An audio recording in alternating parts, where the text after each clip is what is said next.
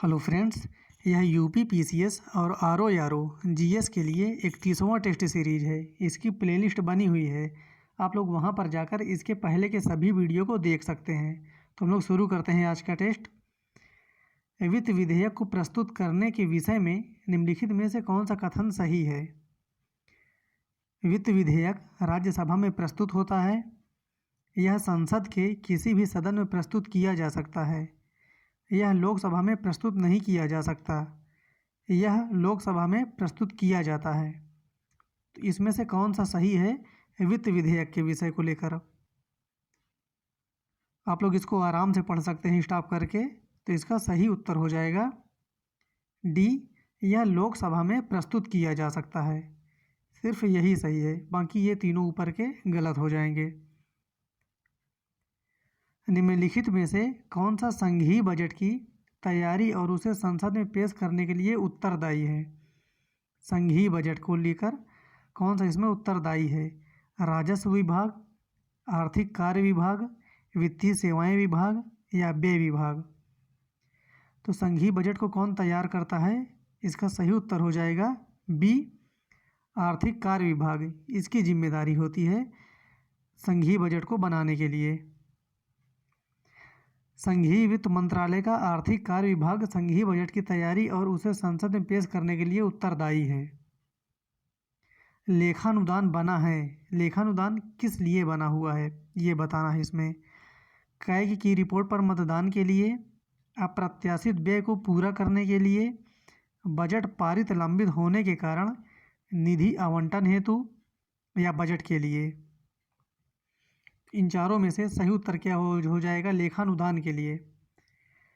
इसका सही उत्तर हो जाएगा सी, बजट पारित लंबित होने के कारण निधि आवंटन हेतु इसको बनाया गया है। इसका उत्तर हो जाएगा सी। देखते हैं इसका व्याख्या।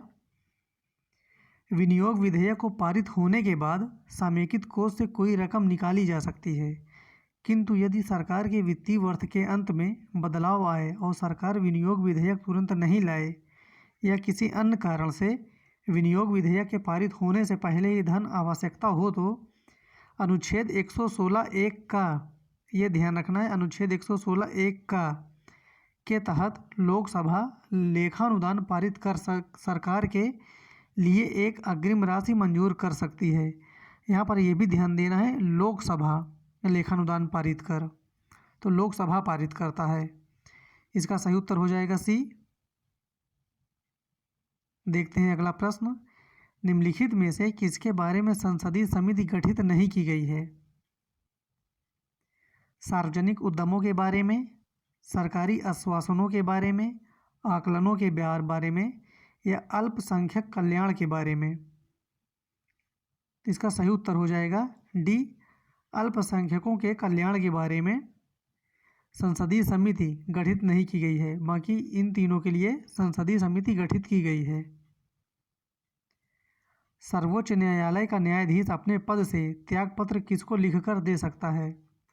सर्वोच्च न्यायालय का न्यायाधीश राष्ट्रपति को, प्रधानमंत्री को, वित्त मंत्री को या भारत के महान न्यायवादी को?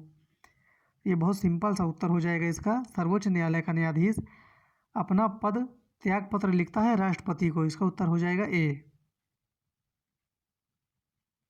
उच्चतम न्यायालय के न्यायाधीशों का वेतन निर्धारण किया जाता है। उनका वेतन बताना है किसके द्वारा निर्धारित किया जाता है? राष्ट्रपति द्वारा, नियुक्त वेतन आयोग द्वारा, विधि आयोग द्वारा, संसद द्वारा या मंत्रिपरिषद द्वारा? तो उच्चतम न्यायालय के न्यायाधीशों का वेतन निर्धारण होता है संसद द्वारा। इसका उत्तर हो जाएगा सी। उच्चतम न्यायालय द्वारा आज तक की दूसरी सबसे बड़ी खंडपीठ किस केस में बनी है? ये ध्यान देना है, दूसरी सबसे बड़ी खंडपीठ किस केस में बनी है? गोलकनाथ केस में, मिनर्वा मिल केस में, बैंक नेशनलाइजेशन केस में, EMI फाउंडेशन केस में? तो इसका उत्तर हो जाएगा ए, गोलकनाथ केस में दूसरी सबसे बड़ी अब तक की खंडपीठ बनी हुई है। लिखित कथनों पर विचार कर बताएं कि इनमें से कौन सा एक सही है। सर्वोच्च न्यायालय केवल मूल क्षेत्र अधिकार रखता है? बहुत इंपॉर्टेंट प्रश्न है ये, यहाँ से हमेशा प्रश्न घुमा के पूछता रहता है। सर्वोच्च न्यायालय केवल मूल क्षेत्र अधिकार रखता है? यह केवल मूल एवं अपीलीय क्षेत्राधिकार रखता है। यह केवल परामर्श संबंधी तथा अपीलीय क्षेत्राधिकार रखता है। यह मूल, अपीलीय और परामर्श संबंधी क्षेत्राधिकार रखता है। तो इनमें से कौन सा सही हो जाएगा? इसका उत्तर हो जाएगा डी। यह मूल, अपीलीय और परामर्श संबंधी क्षेत्राधिकार रखता है। तीनों हो जाएगा इसमें। देखते हैं इसके बारे में। भारतीय संविधान में अनुच्छेद 131 के तहत सर्वोच्च न्यायालय के मूल क्षेत्राधिकार, अनुच्छेद 132 से 136 के तहत अपीलीय क्षेत्राधिकार तथा अनुच्छेद 143 के तहत परामर्श संबंधी क्षेत्राधिकार का विवरण है। देखिए इसमें तीनों दिया हुआ है और तीनों बहुत इंपॉर्टेंट है। आप लोग इसका अनुच्छेद रट डालिए तीनों का। भारत में सुधारात्मक याचिका उच्चतम न्यायालय में निम्न अनुच्छेद के अंतर्गत दाखिल की जा सकती है। सुधारात्मक याचिका के बारे में बताना है। अनुच्छेद 138, अनुच्छेद 140, अनुच्छेद 142 या अनुच्छेद 146। तो इसका सही उत्तर हो जाएगा सी, अनुच्छेद 142 के तहत। भारत में न्यायिक पुनर्विलोकन की शक्ति का प्रयोग किसके द्वारा किया जाता है? न्यायिक पुनर्विलोकन की शक्ति का प्रयोग, ये प्रश्न हमेशा पूछा जाता है, तो इसलिए बहुत इंपॉर्टेंट है ये। केवल सर्वोच्च न्यायालय के द्वारा, सर्वोच्च न्यायालय तथा उच्च न्यायालय के द्वारा, समस्त न्यायालयों के द्वारा या उपरोक्त में से कोई नहीं। तो भारत में न्यायिक पुनर्विलोकन की शक्ति का प्रयोग किया जाता है सर्वोच्च न्यायालय तथा उच्च न्यायालय के द्वारा, इन दोनों के द्वारा। तो इसका उत्तर हो जाएगा बी। मद्रास महाजन सभा की स्थापना की गई थी? कब की गई थी मद्रास महाजन सभा की स्थापना? 1880 में, 1884 में, 1886 में या 1892 में? तो मद्रास महाजन सभा की स्थापना की गई थी 1884 में। इसका उत्तर हो जाएगा बी। इनमें से कौन सा कथन सही नहीं है? डॉक्टर एनी बेसेंट थियोसोफिस्ट थी। थियोसोफिकल सोसाइटी का अंतर्राष्ट्रीय मुख्यालय मद्रास में है। स्वामी दयानंद सरस्वती ने आर्य समाज की स्थापना की थी। या महात्मा गांधी का जन्म गांधीनगर में हुआ था। तो इसमें से इन चारों में से कौन सा सही नहीं है ये बताना है। तो इसका उत्तर हो जाएगा डी। महात्मा गांधी का जन्म गांधीनगर में हुआ था, ये गलत है। जबकि महात्मा गांधी का जन्म पोरबंदर में हुआ था, गुजरात के। इसका उत्तर हो जाएगा डी। महात्मा गांधी का जन्म गुजरात के पोरबंदर में हुआ था। दार उल उलूम की स्थापना की थी? किसने किया था दार उल उलूम की स्थापना? मौलाना शिबली नुमानी ने, मौलाना हुसैन अहमद ने, मौलाना अहमदुल्ला ने, मौलाना अहमद रजा खान ने?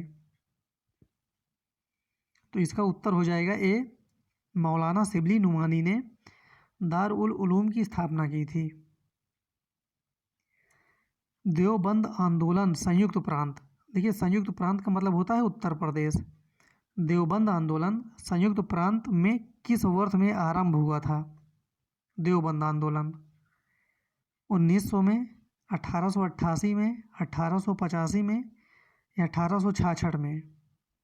तो देवबंद आंदोलन उत्तर प्रदेश में आरंभ हुआ था 1866 में। इसका उत्तर हो जाएगा डी। 1924 का बंगाल का तारकेश्वर आंदोलन, तो यहाँ पर 2 पॉइंट मिलते हैं। एक तारकेश्वर आंदोलन बंगाल में और वो 1924 में, तो दोनों ध्यान रखना है।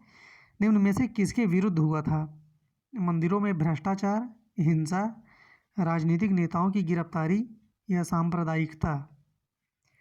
तो तारकेश्वर आंदोलन होने का कारण था मंदिरों में भ्रष्टाचार। ये 1924 में हुआ था बंगाल में। राजनीतिक सुधारों को लेकर विरोध करने वाले पहले भारतीय कौन थे? ध्यान देना यहाँ पर, राजनीतिक सुधारों को लेकर। दादा भाई नौरोजी, सुरेंद्र नाथ, राजा राम मोहन राय, बाल गंगाधर तिलक? पहले भारतीय बताना है कौन थे इसमें से राजनीतिक सुधारों को लेकर।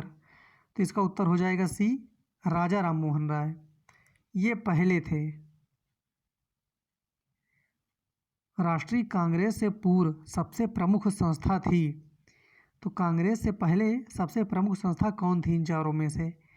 Bengal British India society, East India association, young Bengal association, Indian association of Kolkata. इसका उत्तर हो जाएगा D, Indian association of Kolkata. ये राष्ट्रीय कांग्रेस से पूर्व सबसे प्रमुख संस्था थी। सुरेंद्र नाथ बनर्जी को किस वर्ष भारतीय सिविल सर्विसेज से हटाया गया? सिविल सर्विसेज से हटाया गया सुरेंद्र नाथ बनर्जी को 1874 ईस्वी में, 1877 ईस्वी में, 1850 ईस्वी में या 1892 ईस्वी में? तो सुरेंद्र नाथ बनर्जी को भारतीय सिविल सर्विस से हटाया गया था 1874 ईस्वी में। इसका उत्तर हो जाएगा ए।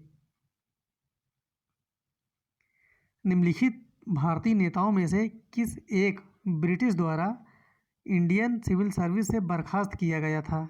इसका प्रश्न अभी हम लोगों ने देखा है ऊपर। तो इसका सही उत्तर हो जाएगा सुरेंद्र नाथ बनर्जी ये थे। तो ये प्रश्न दो प्रकार से घुमा के पूछता है, कई प्रकार से पूछ सकता भी है। भारतीय राष्ट्रीय कांग्रेस के प्रथम अधिवेशन में कितने प्रतिनिधियों ने भाग लिया था? प्रथम अधिवेशन में। तो इसका सिंपल सा उत्तर हो जाएगा सी, 72 लोगों ने भारतीय राष्ट्रीय कांग्रेस के प्रथम अधिवेशन में हिस्सा लिया था। तो इस प्रकार ये आज का हमारा 20 प्रश्न हो गया है। फिर मिलते हैं अगले वीडियो में, तब तक के लिए धन्यवाद।